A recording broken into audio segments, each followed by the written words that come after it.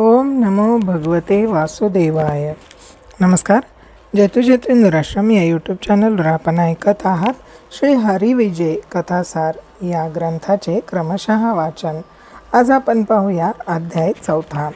श्रीकृष्ण जन्माचा सोहळा, महाबळाची फजिती आणि पुतणीचा वध. श्री गणेशाय नमः. वैष्णवी मायेने कंसाला त्याचा वैरी जन्मल्याचे सांगितल्यापासून त्याच्या जीवाला मोठा घोर लागून राहिला होता. अहोरात्र तो त्याच्याच विचारात मग्न असे. त्याच्या वाचून त्याला दुसरे काही सुचतच नसे. तो स्वतःचा राग आपले प्रधान कारभारी आणि सेवक वर्गावर काढायचा. तुम्ही सर्वच माझे शत्रू आहात, माझा घात करू पाहता, असे म्हणून तो त्यांच्या अंगावर धावून जायचा. त्यांच्यावर खेकसायचा, रागाने वेडवाकडं बोलायचा. दिवसेंदिवस त्याची चिंता, उद्विग्नता आणि बेचैनी वाढतच होती.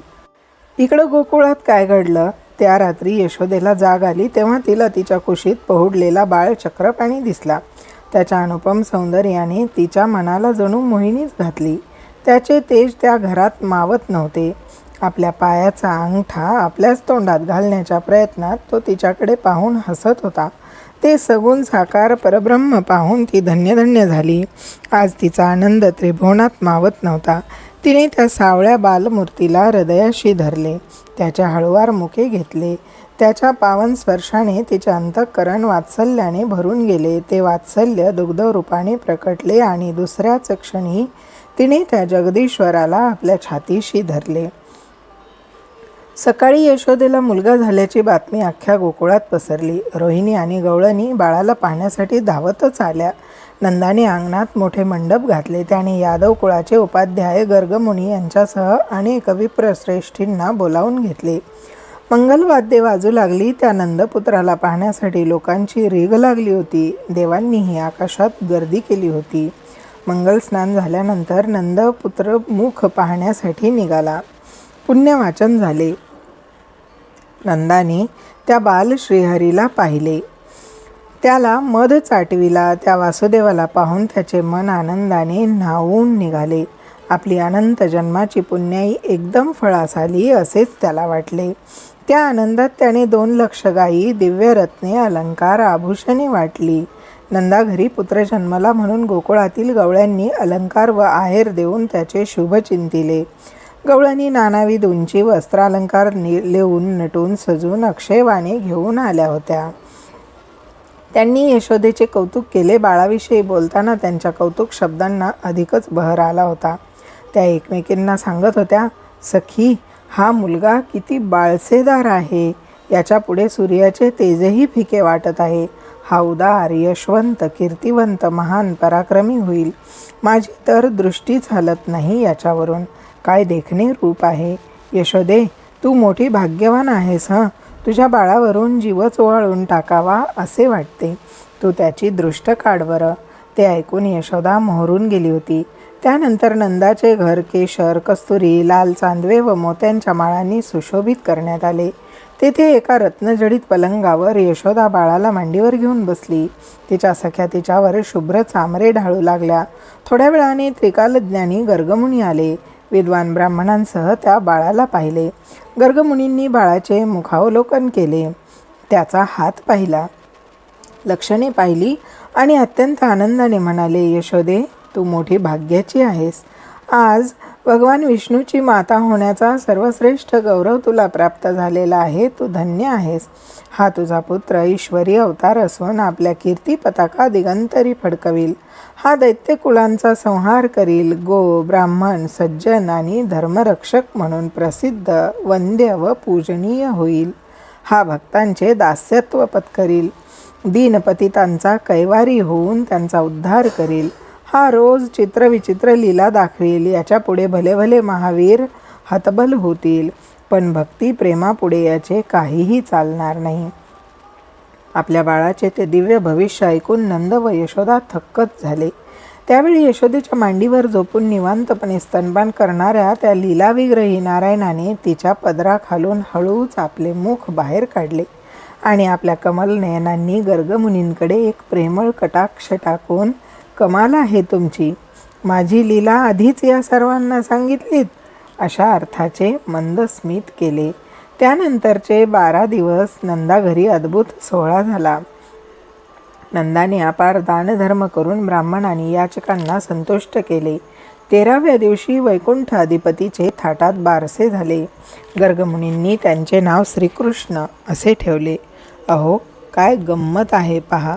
जो अनादी आहे, अनंत आहे, मूळ प्रकृतीचा पती आहे, त्रिभुवनाचा आधार आहे, ओंकाराचं रहस्य आहे, जो ब्रह्मादिकांच्या ध्यानात येत नाही, ज्याच्या वाचून ब्रह्मांडाचे पान हलत नाही, ज्याच्या अवतार लीलांचे वर्णन करता येत नाही, जो स्थूल दृष्टीने आणि मनश्चक्षूंनीही दिसत नाही, तो सर्वसाक्षी सर्वेश्वर जगतपिता भक्तवरदायक चैतन्य महाप्रभू वैकुंठीचा राणा पाळण्यामध्ये खेळत होता आणि गोकुळातील स्त्रिया त्याला बाळा जो रे असे म्हणत होत्या. अनंत अवतारांमध्ये अत्यंत प्रौढपणे वागलेला तो श्रीहरी या अवतारात मात्र मजाच करायची अशा निश्चयानेच आलेला होता जणू, आणि त्याचप्रमाणे सर्वांकडून कोडकौतुक पुरवून घेत होता. श्रीहरीला पाळण्यात घालून त्यांचे नामकरण केल्यानंतर सर्व स्त्रियांनी यशोदेची ओटी भरली आणि तिला वस्त्र अलंकार आदी आहेर देऊन त्या आपापल्या घरी गेल्या. नंदाने गर्गमुनी आणि ब्राह्मणांचा उत्तम सन्मान करून त्यांना आदराने निरोप दिला. कृष्णाच्या आगमनाने गोकुळात अनेक शुभचिन्हे प्रकट होऊ लागली.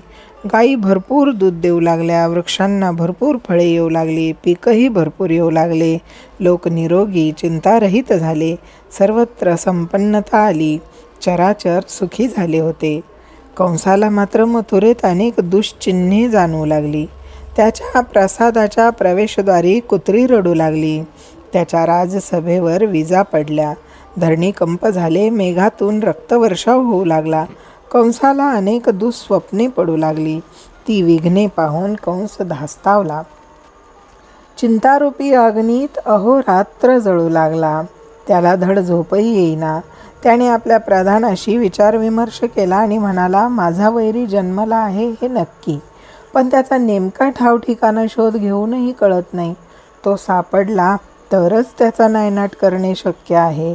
जो त्याच्याबद्दल निश्चित माहिती सांगेल त्याला मी हवे ते देईन. प्रधान म्हणाला, महाराज, आपला वैरी गोकुळात एका गवळ्याच्या घरी जन्मला आहे अशी अफवा कानी आली आहे, पण गोकुळात अनेक बाळंतिणी असतील. त्या अर्भकांमध्ये तुमचा नेमका वैरी कोण ते कसे कळणार? त्या बैठकीस महाबळ नावाचा एक दैत्य उपस्थित होता. तो म्हणाला, मी वेषांतर करून ब्राह्मण ज्योतिषाच्या रूपात तेथे जाऊन त्याचा शोध घेतो. ते ऐकून कंसाला बरं वाटलं. त्याची संमती मिळताच महाबळाने हुबेहूब वेषांतर करून गोकुळात प्रवेश केला. त्याने लोकांकडे येथे कोणाकडे पुत्रजन्माचा सोहळा चालला आहे का अशी चौकशी केली. लोकांनी त्याला नंदगवळ्याचे नाव सांगितले. त्यावरून त्याने नंदांचे घर गाठले. यशोदा कृष्णाला स्तनपान करीतच बाहेरच बसली होती. महाबळाने तिला, मी सामुद्रिक शास्त्रात पारंगत आहे, भविष्य बिनचूक सांगतो अशी स्वतःची माहिती सांगितली. यशोदेने त्याला बसण्यासाठी आसन दिले, त्याचा आदर सत्कार केला आणि म्हणाली, गर्गमुनींनी या माझ्या मुलाबद्दल शुभसूचक भविष्य आधीच सांगितले आहे. आता तुम्ही काहीही सांगा.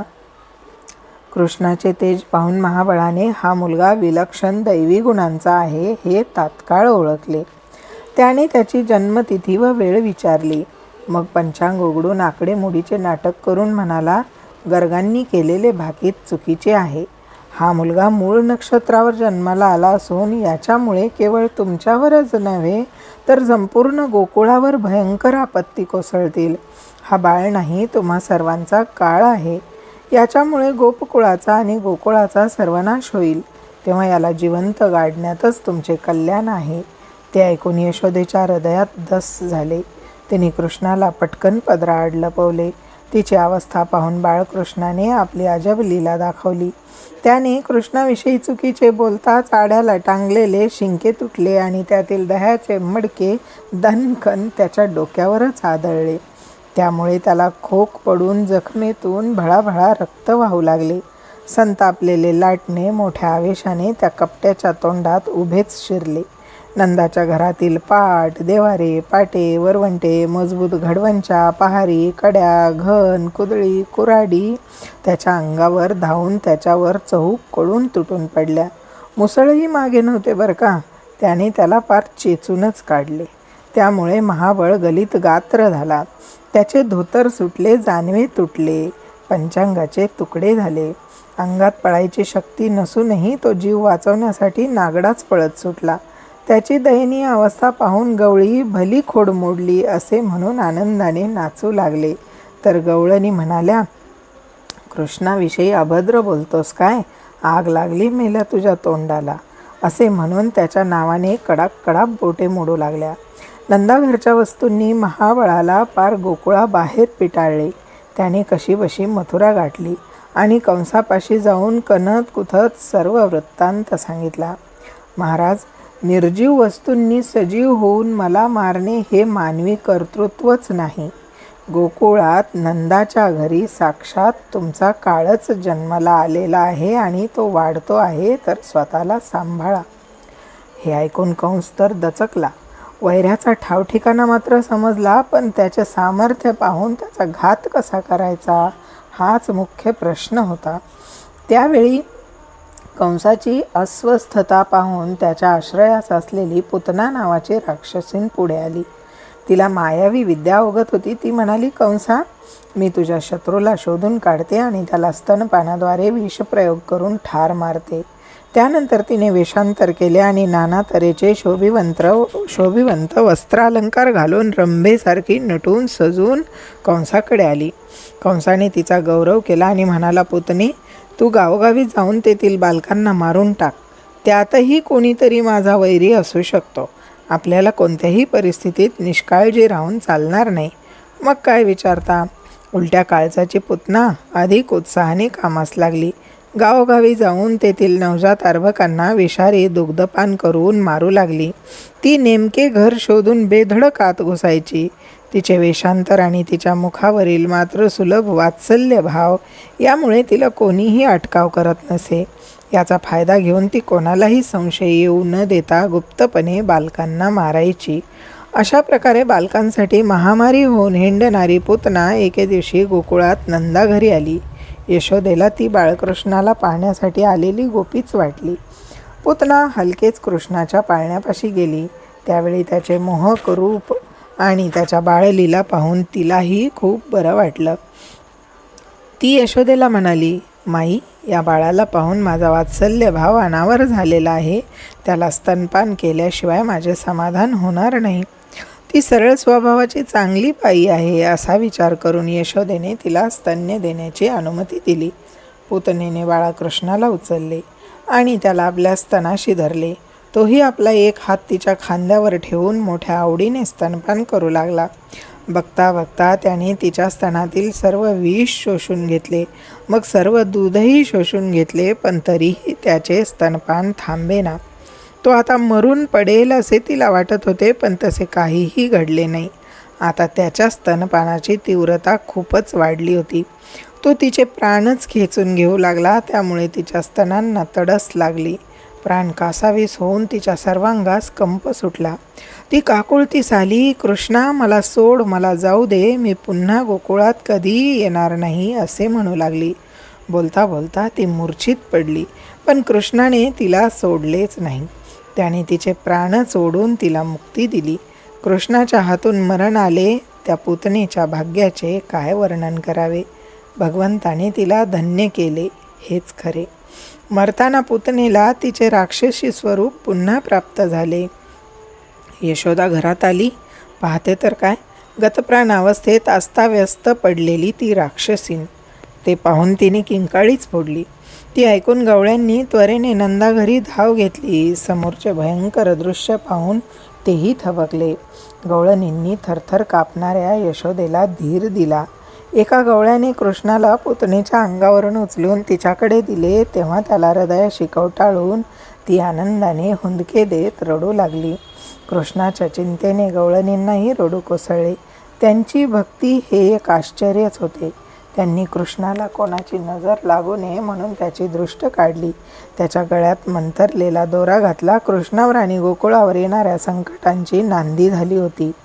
आता कृष्णाच्या अंगी अलौकिक ईश्वरी सामर्थ्य आहे असे वाटून यशोदा मात्र त्याला जीवापाड जपू लागली. अध्याय 4 समाप्त.